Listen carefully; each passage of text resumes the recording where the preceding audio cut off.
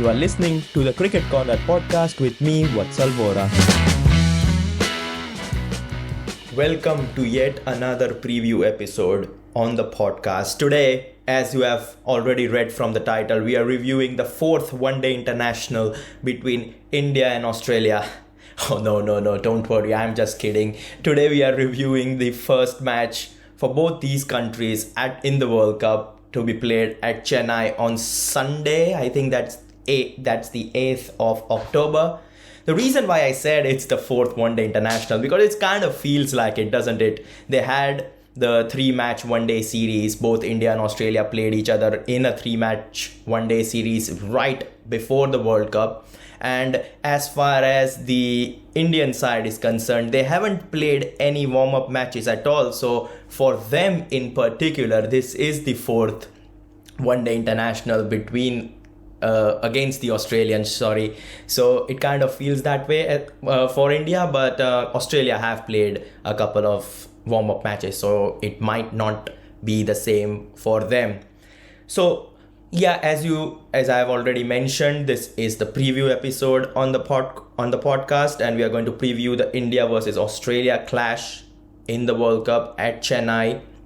And usually I'm quite happy and looking forward to such podcasts, such previews, because the hype is there. There's excitement in the air because home World Cup for India, first game against the mighty Australians and whatnot.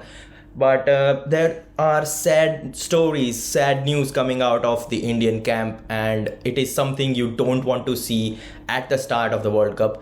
Well, it's nothing serious if you are wondering. It's nothing too fancy, nothing too worrying about. But the news coming out of the Indian camp on Friday, which is at the time of recording this podcast, is that Shubman Gill is basically out of the first game against Australia. Apparently, Gill has been diagnosed dengue.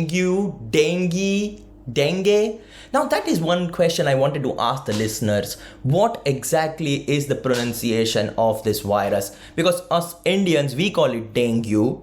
I've heard British people call it dengue. Americans call it dengue. Well, you can correct me if I'm wrong, but yeah, Shubman Gill is out and he's suffering from dengue, which is a bummer, isn't it? Because I've had people suffering from this illness in my own family, and it can be very bad. It can be health sucking. It can drain the energy out of your body, and it's not good. The person becomes pale even though he's young. And I feel like when my brother got this virus or this disease, I think he was pretty much the same age as Shubman Gill. So yeah, again, Gill is a professional athlete, much more fitter than what my brother was. Sorry, Manan, if you're listening to this. But yeah, I think judging by what I know about this illness, this could be a lengthy spell away on the sidelines as far as Shubman Gill is concerned, because the body takes time to recover from dengue, and if it's in the early stages or it's just a precautionary thing for Gill, then I can expect him to be back in a couple of matches time. But if we don't know the extent of how bad this illness is for Shubman Gill, and if it's bad, then you can expect him to miss quite a lot of matches, because the body takes time to recover from this illness, as I've already mentioned before. But hey, again, we don't know the extent of how bad the illness is for Gill, but it is looking pretty likely that he would be missing the first World Cup match against Australia. So yeah, we all wish Shubman Gill a very healthy recovery, because a lot was expected out of him coming into the World Cup. He had an excellent Asia Cup series. He also played well against Australia, didn't he, in the 3-match one-day series, which we were talking about in the beginning of this podcast. So he was arguably the most informed batsman, the most informed Indian batsman. Correct me if I'm wrong, but he will be leaving a gaping hole in the top order for India against Australia on Sunday. But On the other hand, what options do India have when it comes to replacing a player like Shubman Gill? As far as the options in their squad are concerned, India have two route which they can pick if they want to replace Shubman Gill at the top of the order, or opening the innings alongside Rohit Sharma. India can go with a fresh player from their squad and pick Ishan Kishan to open the innings. Now Ishan Kishan has been part of the Indian setup for the past couple of months now. He played in the Asia Cup. He was part of the he was in the squad for the Australia series as well. So Ishan Kishan is not a stranger to this Indian setup whatsoever. He played a good knock against Pakistan in Palikeli, didn't he, in the Asia Cup as well? I think he scored 82 in that game and had a pretty healthy partnership alongside Hardik Pandya. But the problem which can arise is that Ishan Kishan has been playing in the middle order for quite some time now. I think if he is playing, then I am assuming that you open with him. Or on the other hand, there is also a scenario where India put KL Rahul up the order and make him open alongside captain Rohit Sharma, and then have Ishan Kishan in the middle order. But I don't see that happening at all, because when India had a chance to put someone up the order, they instead went with Ruturaj Gaikwad in the Australia series instead of trying KL Rahul or Ishan Kishan up the order. I feel like someone like KL Rahul has had a great impact in the middle order, and I don't think India will want to disrupt the momentum which KL Rahul has generated, not only in the Asia Cup, but he played really well in the Australia one-day series as well. As I have mentioned it in previous podcasts, that he is capable of playing in two gears. He can attack whilst playing in the middle order, and he can also anchor the innings. So I don't think India will want to disrupt KL Rahul's position at number 5, and we'll talk about India's team composition in just a moment. But in an ideal scenario, you can expect someone like Ishan Kishan to open the innings alongside Rohit Sharma. There is no harm as far as India is concerned when if Ishan Kishan opens the innings, that is, because he has done it before. The pair have played a lot of cricket together, be it for India, be it for the Mumbai Indians in the IPL. So I think that's not an issue whatsoever. Rohit Sharma clearly backs the massive talent that Ishan Kishan possesses in his cricketing career. So that shouldn't be a problem. India will also have a left-hand, right-hand opening pair. And if you are a regular listener of this podcast, you might know how big of a fan I am to have a opening pair which consists of a left-handed batsman and a right-handed batsman. So India can tick those boxes as well if you go ahead with Ishan Kishan.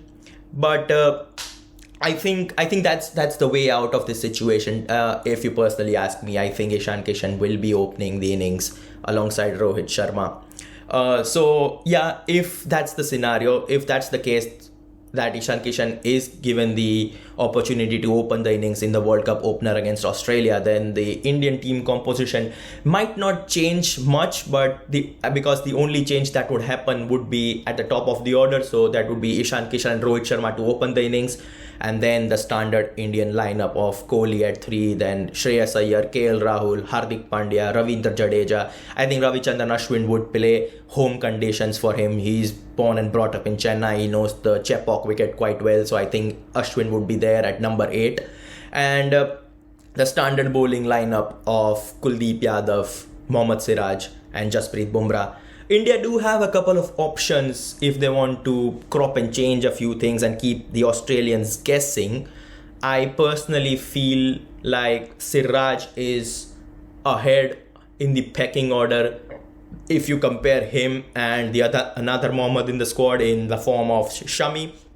Yes, Shami picked up a 5-wicket haul against Australia in the aforementioned one-day series, but I assume that was because Mohammad Siraj was given a rest, because we have seen in the Asia Cup how dangerous someone like Mohammad Siraj can be up front with the new ball, and I think Mohammad Siraj will be given the nod. Jasprit Bumrah is a definite starter for me because his return from injury is a key.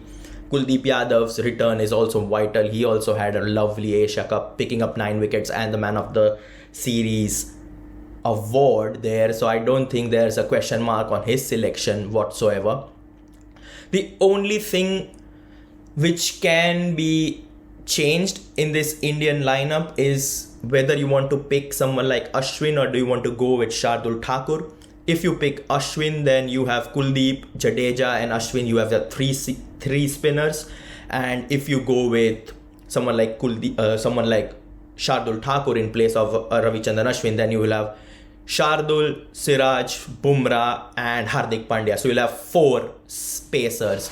I don't think the Chepauk wicket requires a team to have 4 pacers because the pitch is slow. We have seen it from the IPL. We have seen it time and time again in international cricket as well, that the Chennai pitch can get a little slow.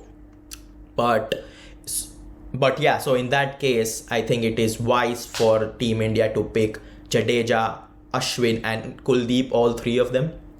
Now the problem as far as the team is concerned, that India have had a good amount of game time. Okay, I was going to say they haven't had, but they have. They played in the Asia Cup. They played against Australia in a 3-match one-day series. But India are coming into this World Cup a little bit out of shape, if that's the right word, because they haven't played a single warm-up game. The game against England at Guwahati was rained off. The game against the Netherlands in Trivandrum was rained off as well. So yeah, India have not had any warm-up ahead of the World Cup, but you can argue that the one-day series against Australia was kind of a warm-up as well. So I don't think that shouldn't be any problem whatsoever for the Indian management or the Indian setup is concerned, because India plays so many games anyway, so it doesn't matter how many games India have played in the warm-up or India have not played warm-up at all. So I don't think that's a matter of issue. The only reason why I'm a little skeptical heading into the Australian series, the Australian game in the World Cup in Chennai, is that when Australia played a full strength squad in the 3rd one-day international in Rajkot, they completely hammered and battered India. Now, that team wasn't completely full strength. There could have been a few additions here and there, but it was 80% there, and you can expect a very similar kind of team to play. And we'll talk about Australia in just a moment. But yeah, Australians, despite them losing the series, I think they come into this in a game against India on really, really good form, and it's going to be a bit of trouble as far as the Indian side is concerned. But apart from that, if India can get their, I was going to say if India can get the bowling correct, I don't think it's just a matter of bowling. I think India will need all 11 players to be right up there if they want to start the World Cup on a high. The only bummer which India has faced, and as we have talked about it and in quite a lot in a bit of length, is the absence of Shubman Gill. Now Ishan Kishan can fulfill his place. Both of them are pretty hard hitting, both of them can play aggressive cricket, yes, but Shubman Gill has something which Ishan Kishan doesn't, and that is consistency. Now you cannot expect Ishan Kishan to give you those hundreds at a regular interval, which something Shubman Gill has mastered in 2023. Yes, Ishan Kishan does have a double 100 under his belt when it comes to one-day international cricket, but it is going to be really tricky. I think a lot of pressure, a lot of expectations will be there on Ishan Kishan's shoulder, but apart from that, I feel like the Indian squad is pretty much set, and I don't expect them to give Australia an easy time when it comes to the game on Sunday. So yeah, I think that is the Indian part of this review. We will be talking about the Australian side in just a moment, and we'll also cover and talk briefly about the England versus New Zealand game in Ahmedabad and what on earth happened at the Narendra Modi Stadium on Thursday. And no, I will not be talking about the lack of crowd, and in turn we'll be talking about the lack of fight which England and the defending champions provided. So yeah, stay tuned. Let's talk about Australia now. And unlike India, Australia have had warm-up matches before their all-important game against the Indians in Chennai on Sunday. Australia have played Pakistan and the Netherlands. Yes, the game against the Netherlands was affected by rain, but in the end, they were able to get the victory over the Dutch. And against Pakistan in Hyderabad, they had a really close game, if I remember correctly. They made some 350 odd runs and were barely able to defend that against a relatively weak and bleak Pakistan side, because they are not having the best of matches against the Netherlands at the time of recording this podcast, but that's not the talking point. Australia come into this World Cup on the back of some iffy form. Yes, they had that series defeat against South Africa. They lost 5 consecutive matches.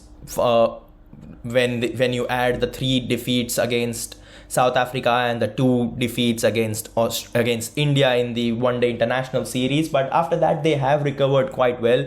As we mentioned earlier in the podcast, they had that brilliant victory over India in Rajkot in the 3rd one-day international in the series just before the World Cup. They completely dismantled the hosts there, winning by margin of 66 runs on that occasion. So Australia have picked up the form at the very right time, as I've mentioned that they also want 2 warm-up games as well. So they'll be coming in with some confidence. But similar to the Indians camp, where Shubman Gill is out with dengue, Australia do have some question marks surrounding the fitness of their players as well.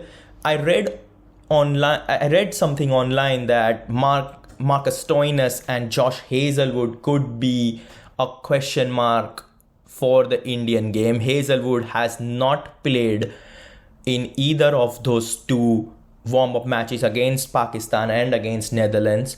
So as far as I remember, I think it was Cameron Green who played in the lower middle order as well. So is that a cause for concerns as far as the Australian side is concerned? I would say yes, because Josh Hazlewood is someone you want when it comes to the limited overs format. I think he's completely rediscovered himself, be it T20 cricket or be it one-day international cricket. So he will be a massive loss. And not to forget, he's also very decent when it comes to playing in the subcontinent. He showed that time and time again in the IPL, be it playing for the Chennai Super Kings or be it him representing the Royal Challengers of Bangalore. He's always right up there amongst the wickets. So that is going to be a bit of a blow as far as the Australian side is concerned, and Andrew McDonald. But they can replace him with someone like Sean Abbott. Sean Abbott has been amongst the wickets here and there, but he's just picked up 2 wickets in his previous 2 matches. So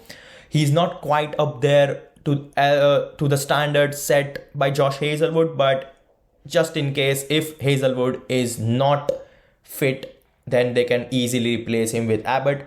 Not to say that Josh Hazlewood is a complete no-go as far as the game on Sunday is concerned. You never know if he's able to come back from the niggle and feature in Chennai. The only time we'll say that, but that's the only worry as far as Australian side is concerned, because apart from that one position, be it Hazlewood or Abbott, I feel like the team is quite well balanced, quite well settled, and all of those players are in some really good form. And that begins right up there with David Warner and Mitch Marsh. I think they have established the fact that they are one of the most dangered and feared opening batsmen in this World Cup, because both of them, in particular Mitchell Marsh, is very much capable of going in hard early doors. I think he is capable of taking Australia to a score of 140, 145 in the first 20 overs and dictate and help the likes of Smith, Labuschagne, Carey to dictate the game after that, with the likes of Maxwell and Cameron Green coming towards the lower end of their batting lineup to finish off the game. So I think that settles in really nicely with how Australia are expected to play in this World Cup. I think I mentioned this in the Australian preview episode on the podcast platforms earlier this week that Australian batting looks something like this. They have the top order which attacks, the middle order which plays depending on the conditions, and then you have the lower order which comes out and attacks as well. So that gives them the platform to go hard early, go hard late, and put up a big score or chase down a big score to that matter. So Warner and Marsh are looking quite set. Yes, Travis Head is part of the squad, but I don't see him playing just yet. And in that regard, I think they have really established a really good opening stand in the form of Warner and Marsh. And yet again, big advocate for this, left hand, right hand. Warner is a left-hander while Mitchell Marsh is a right-hander. As far as the middle order is concerned, you can expect Steve Smith to be coming in at number 3 with Marnus Labuschagne. At number 4, Labuschagne has had a good few knocks here and there, an odd 40 or an odd 50 here and there. So he's looking in some really good form heading into the World Cup as well. I think the most important player in this Australian setup will be Maxwell, who will be coming in at number 6 or number 7 depending on the situation. Not only with the bat, but Maxwell is expected to do a job with the ball as well, because I think it's a well documented fact now that Australia are coming into the World Cup with just one specialist spinner in their squad in the form of Adam Zampa. They replaced Ashton Agar with Marnus Labuschagne instead of leaving Travis Head home. I think they are putting a lot of faith in the likes of Maxwell, or even in the likes of Travis Head when he's fit. Even Marnus Labuschagne was seen given the ball. Steve Smith can bowl a bit as well. So I think they are relying on their part-time spinners to give them the overs which would have been bowled by someone like Agar if he was part of the squad. Obviously, there is no Nathan Lyon in limited overs format. So Maxwell is going to be really important. We've seen him bowl really well. I think he picked up a 4-wicket haul against India in the aforementioned one-day series, which has been referred in this podcast time and time again. I feel like every other sentence I say has the reference of the series between India and Australia before the World Cup.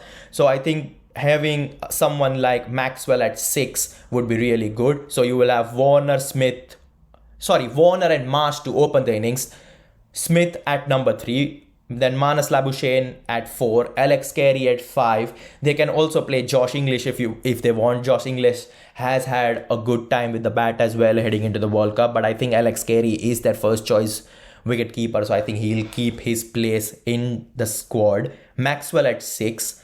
I think if there is no Marcus Stoinis, then I see Cameron Green playing at number 7, because I personally feel like Green is coming into form heading into the World Cup. Yes, he had a few iffy performances here and there. He didn't have the best of the Ashes as well in the summer, but I think now he's getting amongst the runs. He's picking an odd wicket here and there. He was very, very expensive. I think conceded like 100 runs in the second one-day international in Gwalior.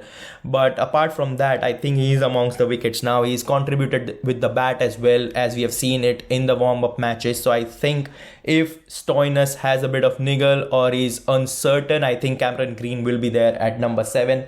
And then you will have Pat Cummins with the skipper Pat Cummins at number 8, who can also contribute with the bat. Sean Abbott if there is no Josh Hazlewood. Adam Zampa obviously is going to play because he's the sole spinner in this squad.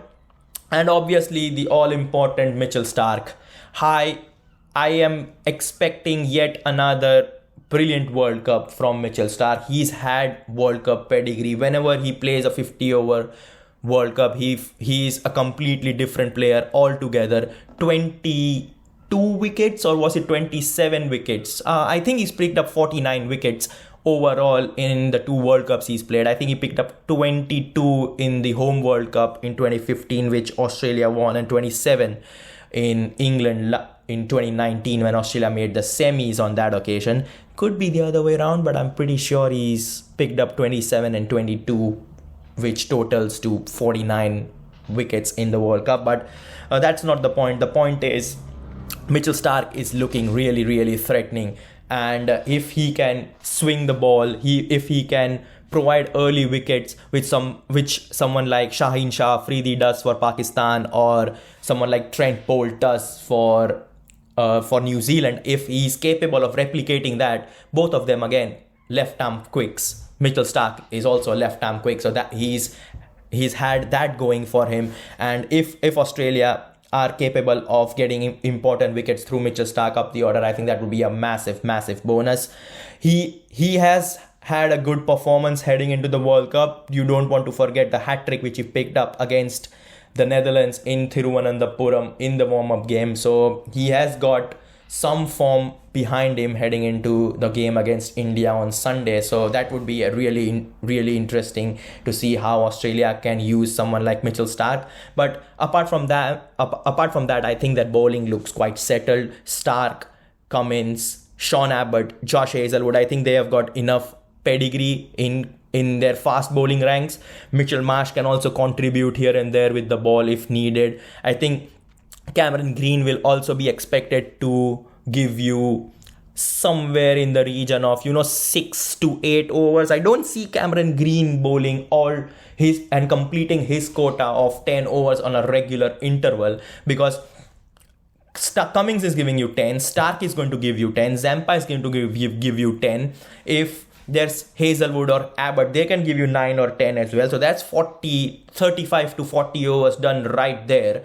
And then there's obviously Maxwell, who is going to be playing an important role for Australia because there's no spinner, as we have already developed that fact. So he's going to give you 6-7 overs here and there as well. So in an ideal scenario, the likes of Marcus Stoinis or Cameron Green, whoever is playing it at number 7 or number 8 role, I think it's number 7, isn't it? Yeah, number 7 role. I think the most you can expect them is to give you 5 or 6 overs, depending on how bad a day someone like Starc, Cummins, or even Maxwell are having. You want to cover them off, and I think that's primarily the reason. I think they are the 6th bowler when it comes to this Australian setup, be it Stoinis or Green, not the 5th bowling option. I think the 5th bowling option, as we've already established, is going to be Glenn Maxwell. So yeah, I think they are very much capable of doing that, and it's really, really good to see Australians having a balanced side. They have got a quota of really good players up the order, really good players in the middle order, and the lower order consists of batters who can bowl and bowlers who can bat. In the category of bowlers who can bat, I'm including someone like Pat Cummins, who has shown time and time again that he is capable of playing the big shots, and I think he's proved that as well. I think, did he play like a really good knock? I think he holds the record for the fastest half century in Indian Premier League, doesn't he? I think he scored like 50 odd runs of 14 deliveries, if I'm not wrong, against the Mumbai Indians. I'm not quite sure whether that game was played in Indian conditions or was it in the UAE. I feel like that was India, wasn't it? Correct me if I'm wrong, I think. But yeah, Cummins is very much capable of playing and scoring with the bat as well. So he gives batting down to number 8. You can expect Mitchell Starc to hang in there as well. So you can count him as a bowler who can give you a few runs here and then, something like Mark Wood and Adil Rashid were able to do for England in yesterday's defeat against New Zealand. But apart from that, yeah, pretty strong squad, and I expect them to do really well against India. I don't expect them to be just fill out the numbers. I think it's going to be a really, really close game. Whether they can win it or not, well, I'm not saying that they cannot, but I think home conditions, India in front of their home fans, opening game of an highly anticipated World Cup in Chennai, that too, I feel like India might be having that edge heading into the World Cup, heading into the opening game of the World Cup. So will be a close game. It will all come down to how both sides eventually utilize their spinning options. as we have already mentioned, India have an upper edge when it comes to spinners in their squad, but you never know how Australia come out, because you can never underestimate the power of the Aussies in an ICC tournament. Let's end this podcast by talking about the game which happened yesterday, which was the opening game of the 2023 World Cup, where New Zealand secured a 9-wicket victory over England, and it was a completely one-sided affair, and it shows how much progress England need to make heading into the World Cup. Yes, they are the defending champions, but the way in which they were completely hammered by New Zealand, it was a sight to behold if you are a neutral or someone who doesn't like England. England put 282 on the board from their quota of 50 overs. They batted the full 50 overs. Yes, they lost 9 wickets, but they completed their quota of 50 overs.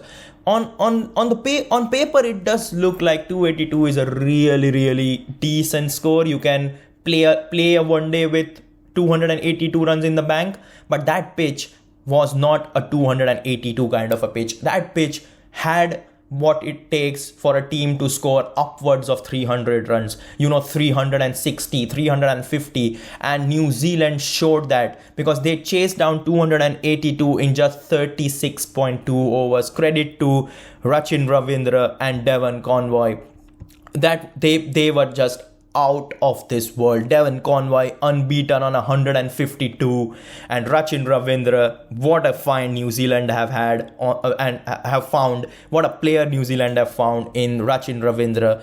123, man of the match. He picked up 1 wicket as well, and the way in which Devon Conway and Rachin Ravindra were going, it felt like they were batting on a completely different wicket whatsoever, because England scored 282 in their 50 overs, but they weren't cruising at any stage of the game. The ball was gripping, it was turning. The medium pacers were bowling a really good leg cutter, off cutters.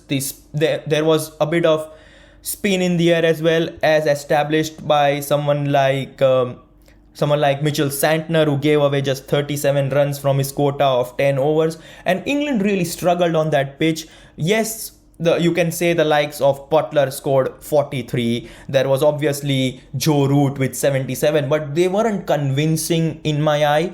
Joe Root was their highest run scorer, 77, but he scored them of 86 deliveries.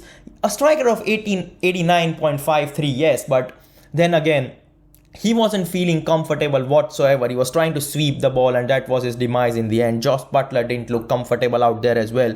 And credit to the New Zealand fielding as well. I think they prevented some really crucial runs here and there. But if you look down the English batting card, you will see each and every one of them has scored runs in the double digit. I think that has happened for the first time in one-day international history. Johnny Bairstow 33, David Malan 14, Joe Root 77, Harry Brook 25, Moeen Ali 11, Josh Butler 43, Liam Livingstone just 20, Sam Curran 14, Chris Wokes 11, Adil Rashid 15, and Mark Wood 13.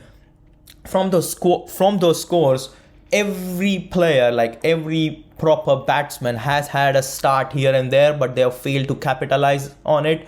And that's the reason why New Zealand were able to restrict England to just 282, because they took wickets at regular intervals. They weren't allowing England to settle down. They weren't allowing England batsmen to form a partnership. Yes, there was a little bit of partnership going on between the likes of Joe Root and Josh Butler, but that partnership was killed.